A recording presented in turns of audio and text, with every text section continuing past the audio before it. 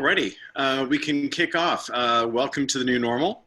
This is BeBop's weekly webinar series and talking about all things that are related to post-production and remote workflows as we begin to realize that this is the new normal. Today we're going to be talking about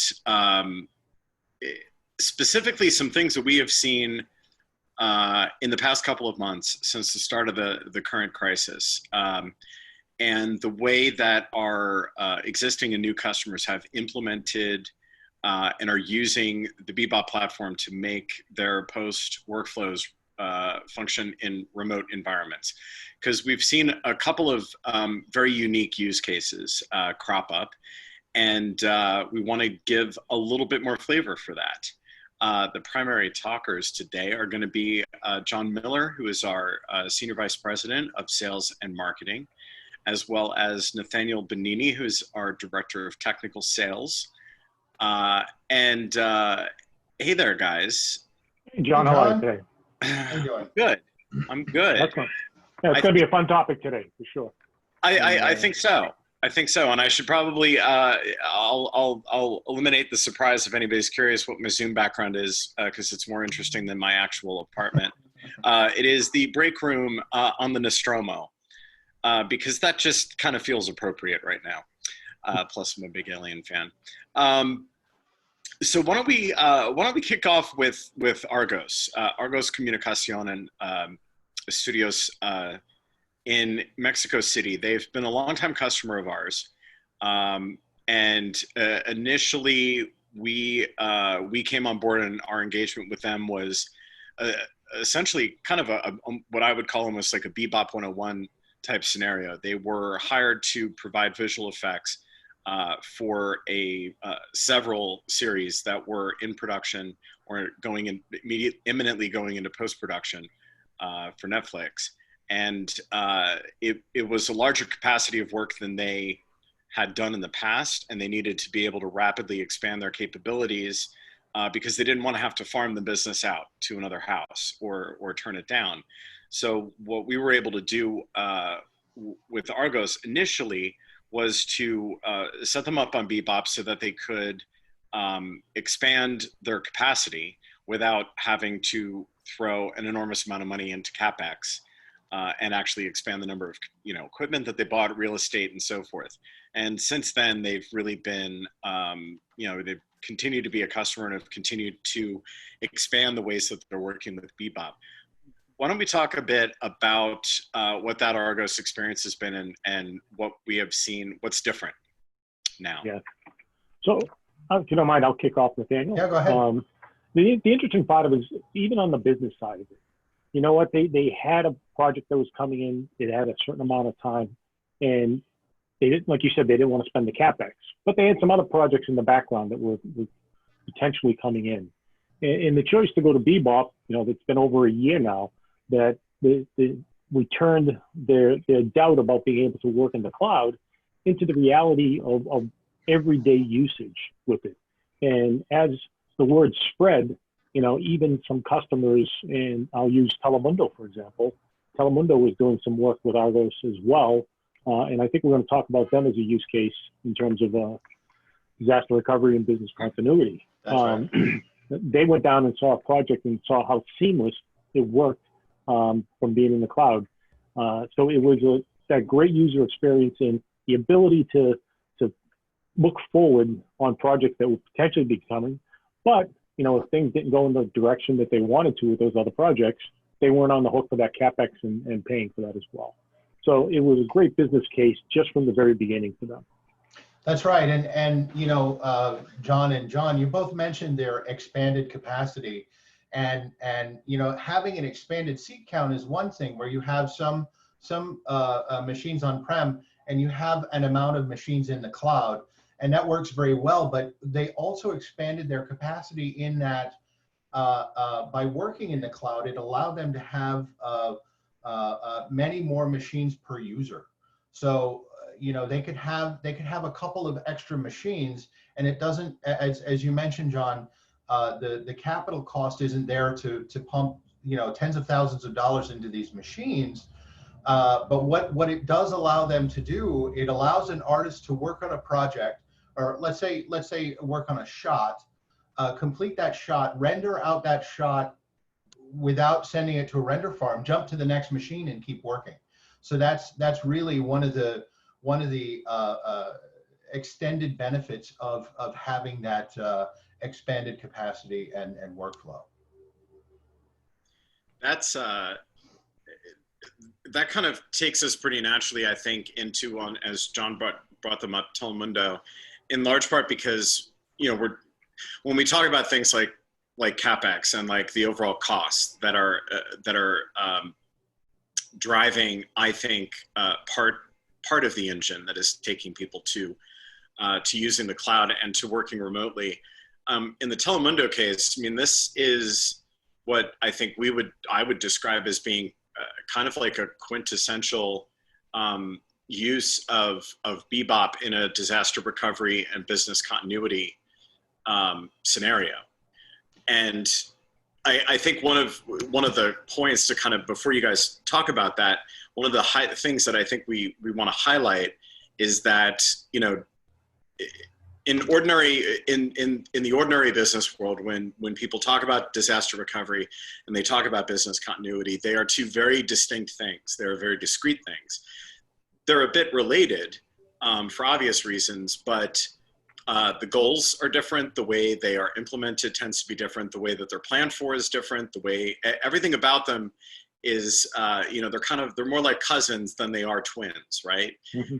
And something that has always been really, I think, very interesting about BeBop and what we do when we think about it in the context of disaster recovery or business continuity.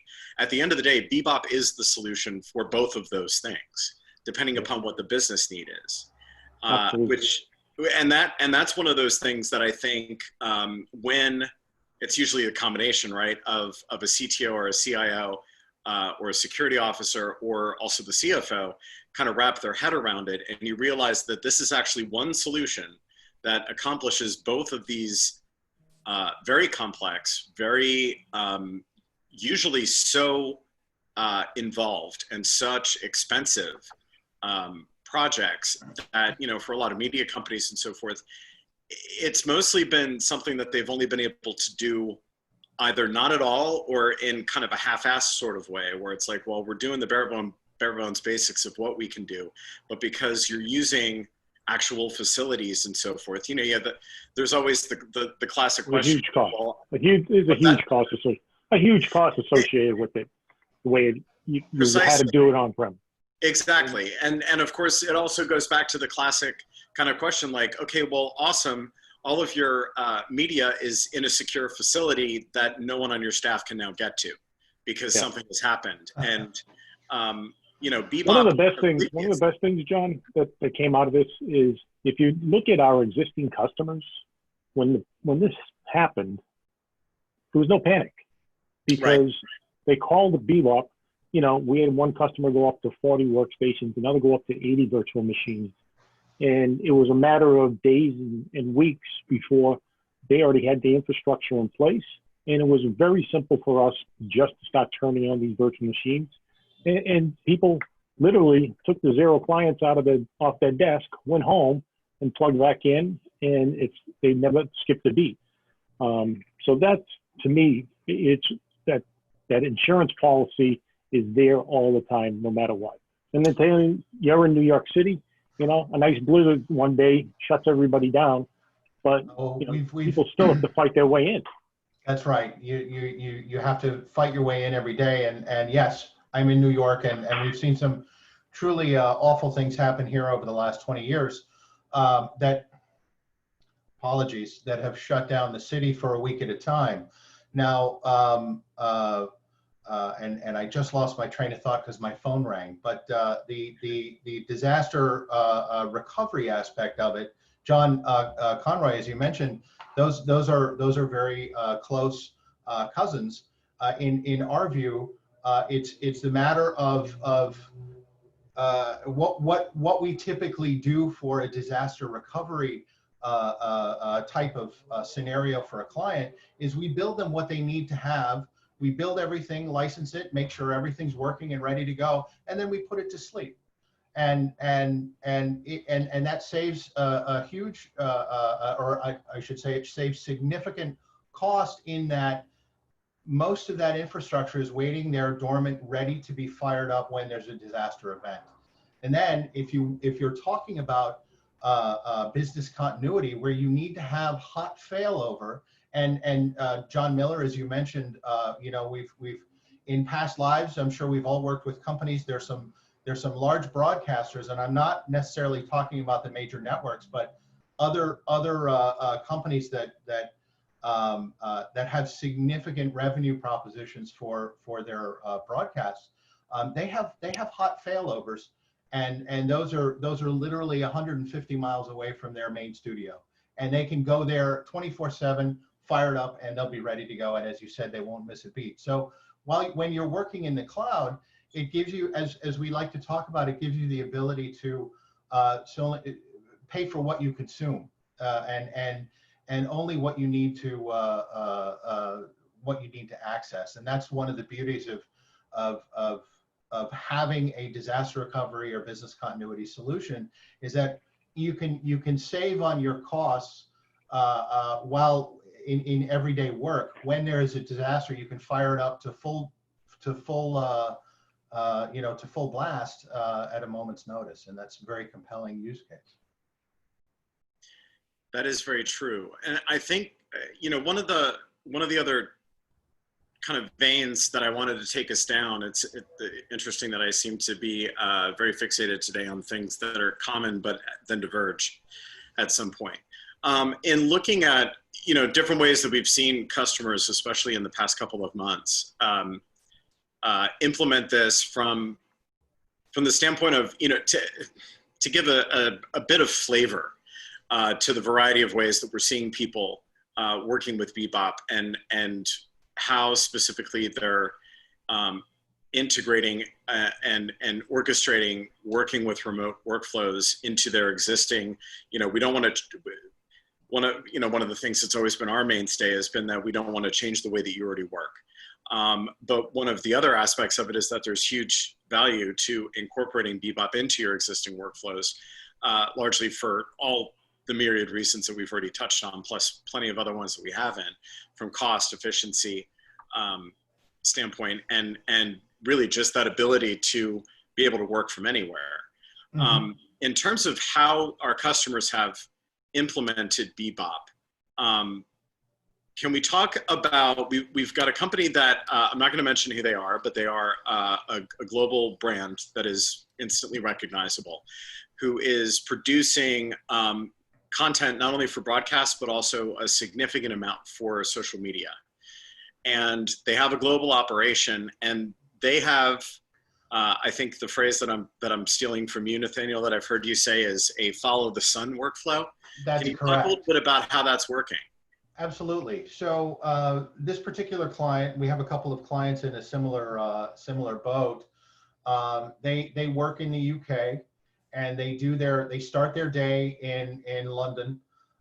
They work out of a data center in North America, and then when the day is over in London, they can seamlessly hand that work off to their office on the West Coast, and that's for a couple of different reasons, but the main reason is they're working out of the same data center. There's no need to copy that media anywhere else. So one of the benefits of being on the BeBop platform is that 24/7 accessibility. So while the folks in London are sleeping, the folks on the West Coast are working. And when the West Coast goes to sleep, they've got a couple hours, and London picks it right back up. Their previous workflow was copying from one place to another place to another place to another place. And we've totally eliminated human error, and we've totally eliminated the 2.5 hours it took them to copy their content every day, twice a day. Mm-hmm. Yeah. That, and that's something that we've, it's not the exact same thing, but I mean, that the way you've just described that is something that I think we've seen with multiple customers. I mean, a flavor of that comes to mind with NHRA, who we talked about last week in this in the new normal. From the standpoint of the combination of waiting for material to come in and content to come in, and also the time suck that is having to replicate, having to upload, having to media manage at all is, and I shouldn't say it like that, because you always have to do media management. Sure. But if you can, for the example that you just mentioned with the NHRA, if you have events all over North America every weekend for, I think, 26 weeks, that's a lot of footage every weekend to bring back, have editors cut down, and to get a show out within 24 hours of receiving that content. So by having the ability to put all of that into a central location where they can all see it and all work on it from wherever they have access to that data center. And I think that sort of takes us into another model, or another use case that we're going to talk about in a moment. But the ability to do that and not wait for FedEx, not wait for hard drives to show up, then wait for the copy to happen, and only after that copy has happened and you've verified your media can you start working. At this point, the editors roll in on Monday morning and they are ready to go, as opposed to rolling in on Monday morning and waiting for FedEx to arrive, waiting for hard drives to copy. And it also brings back, we'll talk about the geographical flexibility that they have. But from the business point of view, now you have companies that are, chasing labor costs to save the money. We have people who are going where tax credits are. So if a state has a certain tax credit, they'll hire the freelancers there and produce the work there. So it goes deeper and deeper as customers learn the cost savings that they can have at their fingertips and take advantage of. And we see it more and more use cases, and Nathaniel, how many people have called us about they're going to break their lease? Absolutely. They realize they don't have to pay the real estate costs in Manhattan or Los Angeles or any San Francisco. So there's a lot of business cases coming out. Imagine what a 5,000 square foot data center in the middle of Manhattan costs. It's not only the real estate, but it's the cooling, it's the power, it's the manpower to maintain it.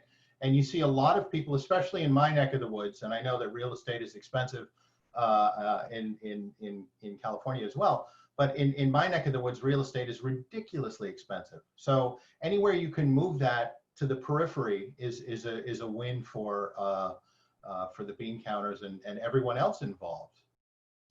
And to the point that you were making before, because I'll take us into talking about that other use case that you mentioned, Nathaniel. But I think there's a key kind of basic. There's so many basic things that I think BeBop helps us bring creatives and the creation of media back to. And one of those fundamentals is that, to your point, there's always going to be media management. There's a certain level of that kind of work that has to be done for all of the obvious reasons. But at the end of the day, I'm friends with a lot of editors. I'm a producer myself. I'm friends with a lot of visual effects artists, graphic designers, and so forth. They would much rather, and they're going to be a lot happier if they're spending more of their time actually editing or actually creating super cool visual effects than they are if they are spending 2 hours waiting for a prop plane to arrive at a small airport with a couple of hard drives on it. Which is a super specific example, but it's kind of like, okay, well, you get to actually maximize your time focusing on the thing that you really want to do and what you're really, really good at. Well, not only that, John, you bring up a good point. You get to maximize your time because you're not sort of waiting around, but you can also maximize your time because you can get working right away. You can take a midday break and go run that errand that you need to run, and then you can work wherever you need to work the rest of the afternoon. You don't have to go back into the office to finish what you're doing. You can go anywhere that you have the bandwidth and the necessary latency to work. Totally. Well, and I think we talked about that follow the sun workflow. And I think that kind of bookends pretty nicely with, I don't know, I don't have a pithy term for it, but what we would describe as sort of the opposite of that, which is where you have multiple locations, but they're all for lack of a better phrase, within striking distance of the cloud data center that they're working out of. So rather than a flow around the globe, what we've got is something where we've got almost like a core center with many different locations kind of hovering around it. And we've got a number of customers that are that have implemented BeBop in that kind of scenario. I mean, they range from, a major news and media organization based here to an even larger one in the UK. Splash Worldwide, for example, I think is using that type of scenario. So can you talk a little bit about how they have implemented that and what our experience has been? Sure. So for some of the other clients that we have been working with, one great example is we stood up a solution in the Netherlands, and it wasn't for one specific company. It was actually for several specific companies working out of London and working out of Amsterdam. They're able to access the same data center, the same content, the same machines without any penalty for distance. Because they're within, as you said, they're within the range of the data center. And typically what we mean by that is that if the folks that are watching, if you remember what a command line is, you type the word ping and you ping a computer that's maybe hundreds or thousands of miles away, we want that ping to be less than 75 milliseconds. And I'll give you an example of what we mean by in range of the data center, because as we said, I'm in New York.